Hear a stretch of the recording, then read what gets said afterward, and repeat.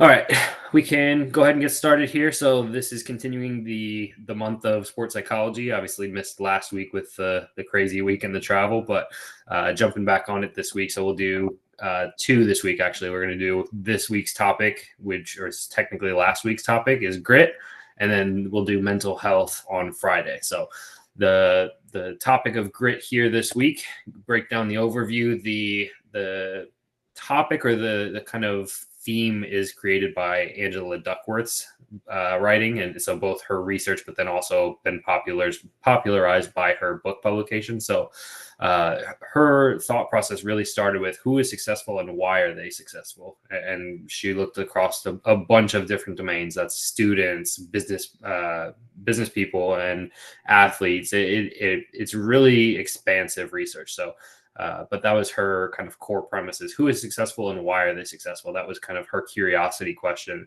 And so that's how she arrived at the concept of grit. We'll break down the nature versus nurture argument, and then we'll look at the four pillars that make up grit and kind of describe what it really is and how it can be cultivated. So who is successful and why? So the definition that Angela Duckworth gives is that grit is the combination of passion and perseverance. So really it's for the long-term goals, and she described it as like the stamina for the future. So it's not so much a sprint as it is a marathon or an endurance event. So it's the passion from curiosity or just what the individual likes, and then it's the perseverance. It's sticking with the boring things or the difficult things throughout the year. So if you persevere for a year, yes, you can get better at it. But if you persevere for it throughout your entire life, obviously you're going to have accomplished a lot more. And so what she's found is that the people who are really successful have this combination of passion and perseverance. They've got this curiosity or this desire to learn or improve something, and they stick with it for a really long time. The findings, like I said, are really widespread. So the people that show more grit tend to have success in a multitude of fields. So that's in school settings with like spelling bees, standardized testing. They're more likely to graduate, less likely to drop out.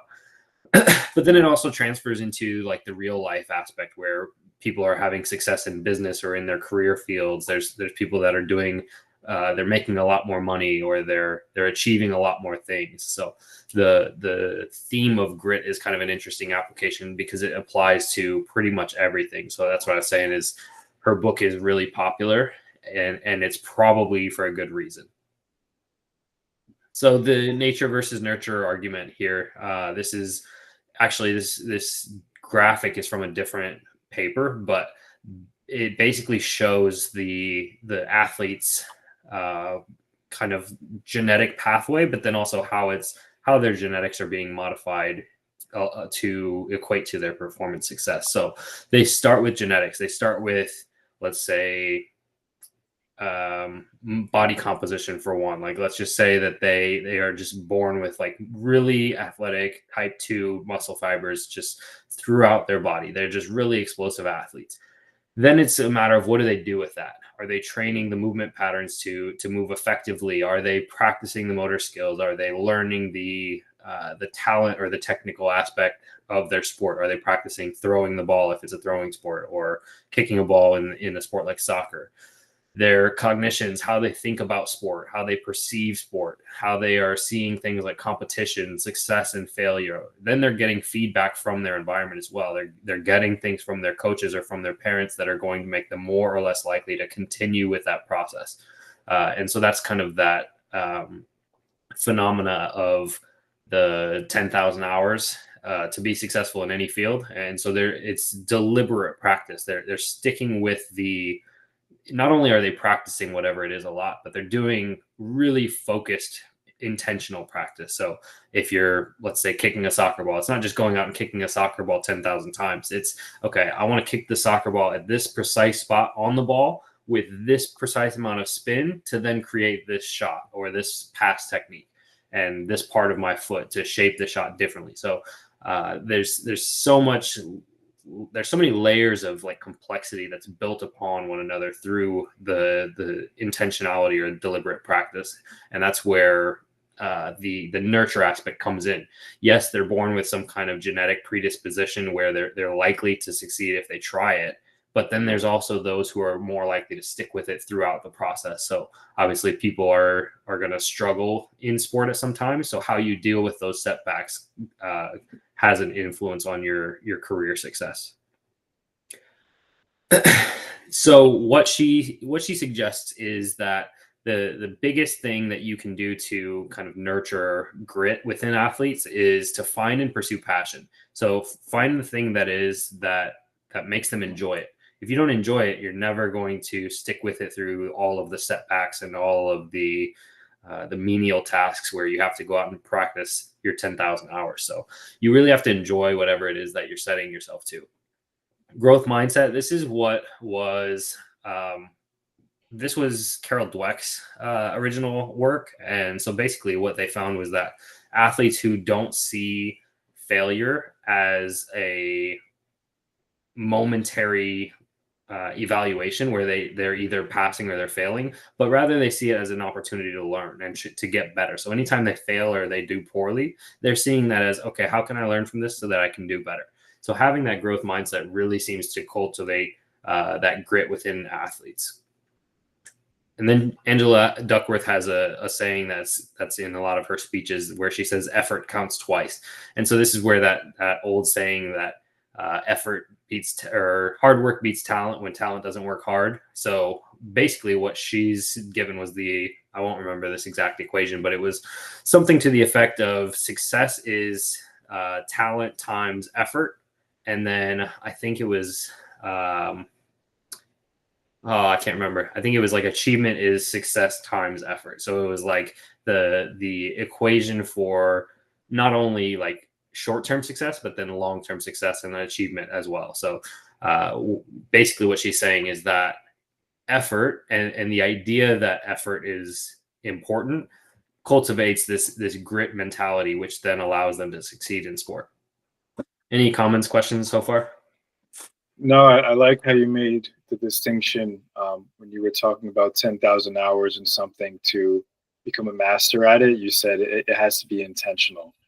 And I totally agree. And that was one of the things that we learned in PT school when it comes to neuroplasticity. Your reps have to be focused reps. If you're not focused and you're kind of just going through the motions, then you're not going to get as efficient in whatever you're trying to do as quickly. And, I'm sure you have experience in this too, but you'll see someone who takes up like a new sport and within 6 months, they're better than someone who's been doing it for 3 years. But that person who's been doing it for 6 months was probably very intentional with it, right? So whenever they were drilling or whenever they were practicing, they were really locked into the moment, and also like thinking about it when you go home, thinking about what could have I done better, what did I do well. So I think a lot of athletes, especially younger athletes, granted, because they're younger and they don't understand sometimes, but if you go through the motions, you won't improve quite as quickly as if you're locked in and really putting some effort in. Yeah, 100%. And to build on that, the example that you gave of the athlete who's coming in only having done it for a shorter amount of time, and they're already better than the person who's been doing it for a longer period of time, you can look at that as one of two ways. The athlete who's been doing it for longer but not performing as well can look at that and just say, oh, well, they were more talented from the beginning, like they just had better genes than me or whatever. And that creates the opposite of a grit mentality where you're thinking that my effort matters. You're basically you're just blaming or you're delegating responsibility. You're saying, well, this isn't my fault. This isn't within my control. And then they're more likely to quit. They're more likely to burn out, or they're more likely to give up. Whereas the other athlete would say, no, it wasn't my talent. It was my hard work that got me there. And if you worked hard, you could also be there. So that really shows the difference then between the two mentalities that you can take, whether it's a growth mindset and grit, or if you're more of a talent mindset where you just say you either have talent or you don't. But it's not whether it's true or not, because obviously talent does take you a long way. Whether it's true or not that it's all talent, it's not a helpful thought to say, oh, either you have it or you don't, because then at that point you're either winning or you quit. So the idea or the philosophy of grit really applies to everybody, whether you're talented or not. Totally agree.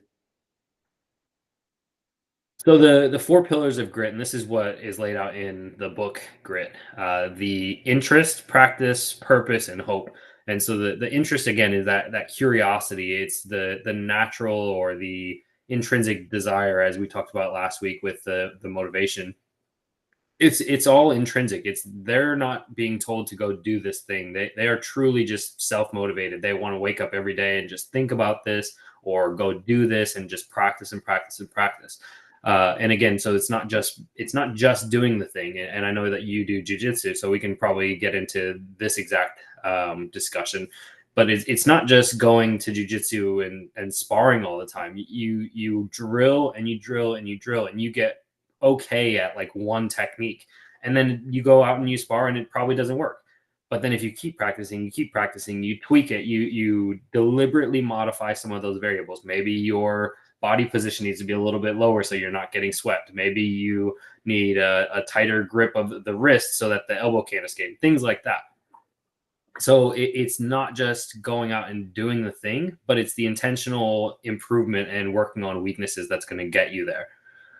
The sense of purpose, this is something that we talked about last week as well with the motivation, is the competence, autonomy, and relatedness in terms of the variables that increase an individual's motivation.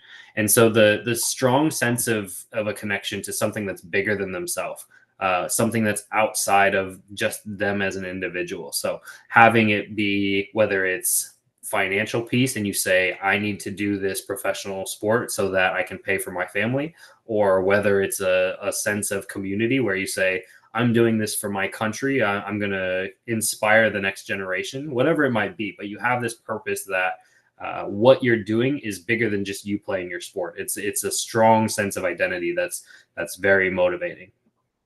And then the last piece is the hope. And so the thought here, again, this is what we talked about with the athletes who are either succeeding or failing. It's the thought. It's not so much the just the ability and the talent, but it's the thought that effort will lead to improvement. And also the optimism that setbacks are temporary. So when you fail, oh, it was just a one setback thing, I'm going to bounce back and do better the next time. And that sense of optimism is huge for athletes because everybody fails at some point. I think it was Djokovic. I think it was Novak Djokovic, tennis player, and he was going through. He's the best tennis player in history, and he was going back through. Maybe it was. Oh, I don't remember who it is now. I think it was Djokovic, and he was saying like I lost half of, like, I think I only won 53% of my points throughout my entire tennis career. So I fail nearly half the time, yet that I'm still a champion. So everybody fails. It's the belief that the next opportunity you have is going to go well. And if you don't have that, then you're going to start to give up and you're going to start to burn out. Any comments, questions about the pillars? No, but I agree. I think it's such an interesting point, and one thing that I've tried to think about and learn is how to teach up and coming athletes and even just people in general how to take losing the right way. Because I think that's not something that's like taught to you, especially as a kid. And you grow up thinking that if you have a loss, then you're like a loser. And I totally agree. It's the worst way to think about it.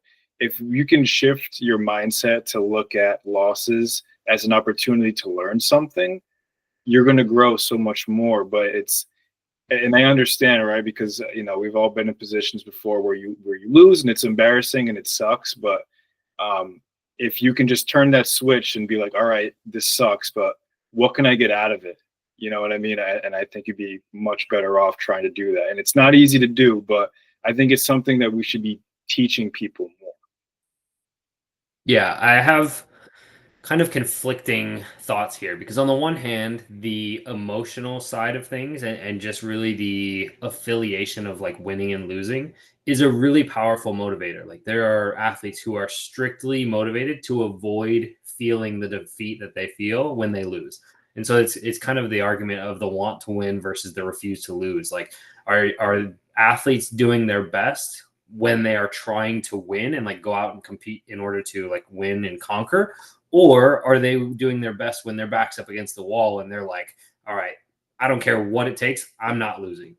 And so there's a bit of that kind of competitive like fuel where I think that sometimes it is helpful to look at it in terms of just black and white, winning and losing. But I think from a development perspective, especially when you're looking at like younger athletes, like the importance of stepping back. Yes, you can have the anger and the emotionality with the defeat, but at the same time, like if you carry that for longer than a day, it's probably not helpful. Like if you carry it throughout the rest of the day or the rest of the night, fair enough. But the next morning when you wake up, if you're trying to progress and get better, your thought should be, okay, what did I do wrong or what could I do better so that I don't lose again, as opposed to I'm so pissed I lost. Because it can be either productive or a non-productive emotion. And a lot of emotions are really powerful motivators, but that comes with the grain of salt where it has to be a motivation to you're using that emotion to then go out and you're gonna say, I'm so pissed that I lost that I'm gonna go out and have the best training week of my life so that I don't lose next weekend.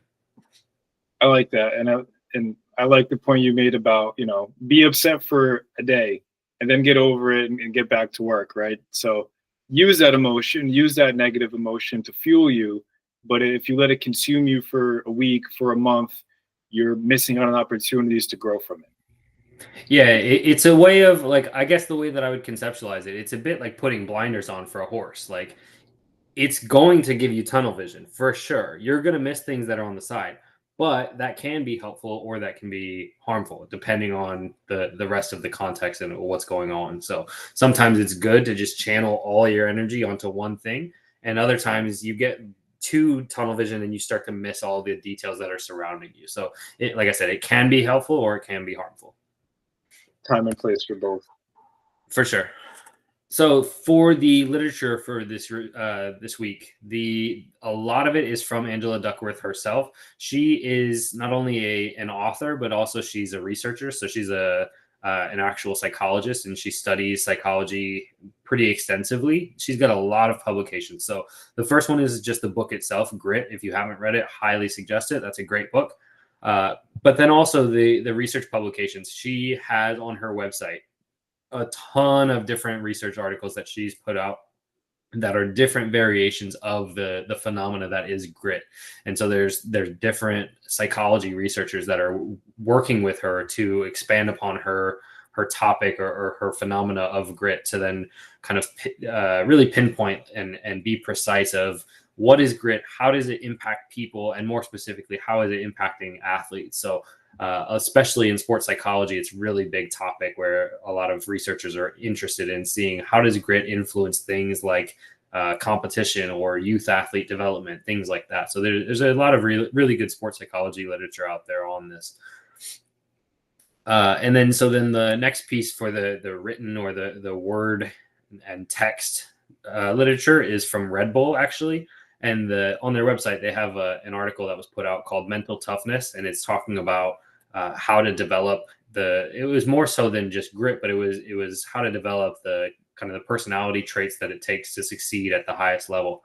And so that's a really good read as well. It breaks down grit into its smaller details, but then it also applies it into like a competitive, so a non-traditional or extreme sport, as Red Bull is kind of notorious for. For the media side of things, Angela Duckworth has a TED Talk, and it's titled "Why Effort Matters More Than Talent." And again, this is a really good hearing it firsthand, hearing it from her to express her ideas really authentically and kind of where her idea of grit started.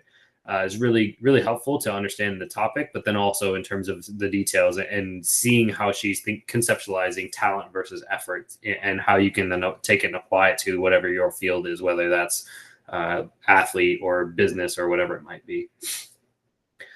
Upgraded Mentality is a YouTube channel, and they have a animated book review talking about the book Grit. And so there's a really easy to comprehend with those little cartoon illustrations that are fun. So that's I think it's like an 8-minute video. And then lastly, there's a podcast from Finding Mastery. Again, I think Michael Gervais is really good one, I think he's really good at psychology, at sports psychology or performance psychology, but I think he's also got a really good media team, and his podcast puts out great stuff. So the podcast has Angela Duckworth on it, and they're talking about how to cultivate character strengths. So they get into the details of grit and kind of applying it to a athletic pursuit kind of a perspective or lens. For the publication review for this week, there was an observational study.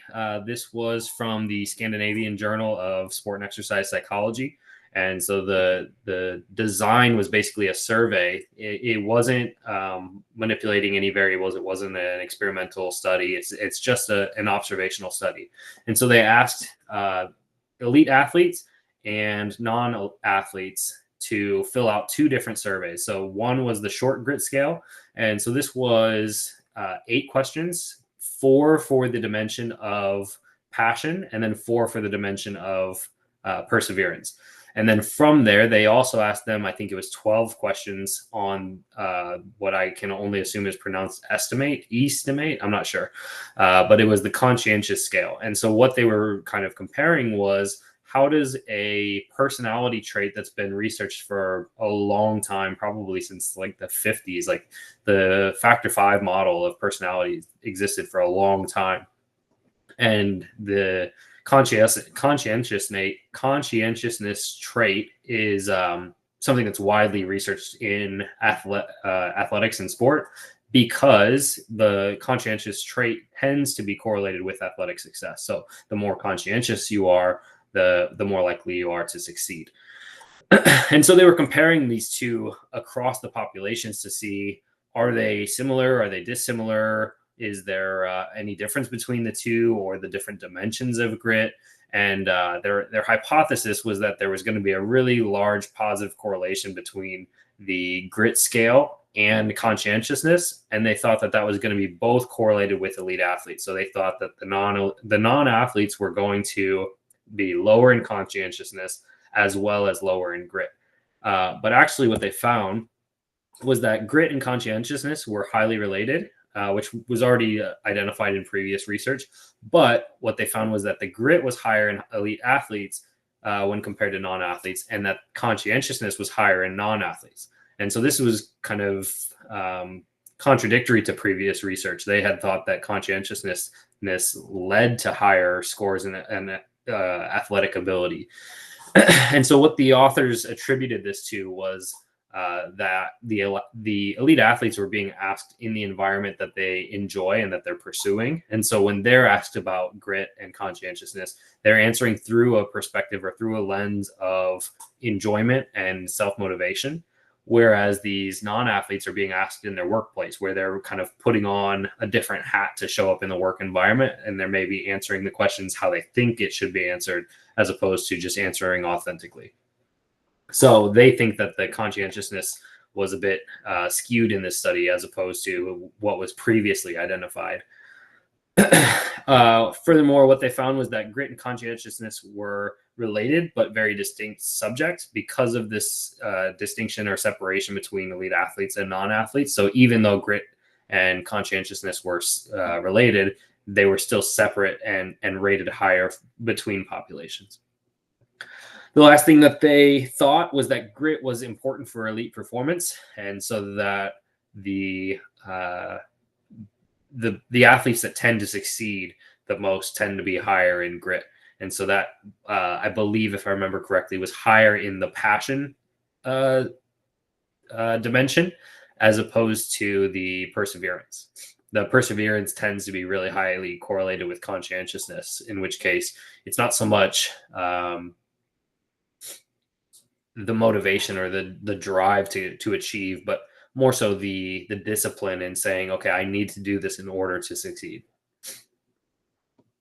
And that should do it for this week. Oh, I forgot to change the last slide. So this is from last week's motivation. So the summary, we'll go back to the overview, is who is successful and why.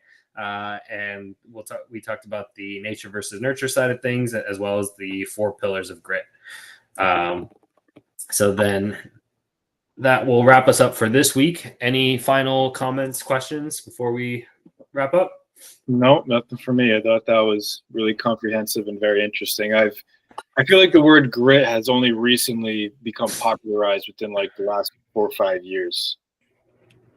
I would say it's definitely been around a bit longer than that because it was when I was finishing up undergrad, it was uh, it was a point of discussion amongst the team. And that would have been 2016, 2017. So somewhere around then. So maybe even 9, 10 years. But I would say it's been increasingly popular ever since that publication came out. Yeah, yeah, and it's very interesting. And I remember when I was applying to PT school, one of the things that was on the application that my particular school looked for was they wanted to accept people who had grit, and that was like the first time I was really exposed to it. Was a few years ago when I was going through that process. But yeah, ever since then I went down a rabbit hole and super interesting, and it applies to all aspects of life, like you would imagine. It's not just athletes; it's professionals and just about everybody. Yeah. And you can imagine, right? Like from you said it was PT school, right? Hmm. So from their perspective, do they want students that are more likely to drop out or less likely to drop out? Do they want students who are going to persevere? Obviously, grad school, PT school is not easy, right? There's tons of information to be learned. It's a short amount of time to learn all this information. So it's a tough task to ask of any of these students. And so in order to give them the best chance of success, you have to have a group of cohorts that is or a group of students who is highly motivated to pursue even when the going gets tough. Absolutely, and I think that's why it was such an important thing that they wanted to see in their applicants. Mhm. Yeah, I agree. Cool. Good to hear that it is being played out in the real world as I described. So I am not a total fraud and liar, but I will keep trying my best to be a fraud and a liar. All right. Like I said, so we will do a double presentation this week or double study group this week. So Friday will be the mental health meeting, talking about the different sides of mental health within not only athletes, but especially it'll focus on student athletes. That seems to be where the bulk of the mental health research for athletics comes from, is collegiate NCAA athletes. So we'll break down a little bit of that literature and talk more about the mental health side of things as opposed to the performance enhancement side of things.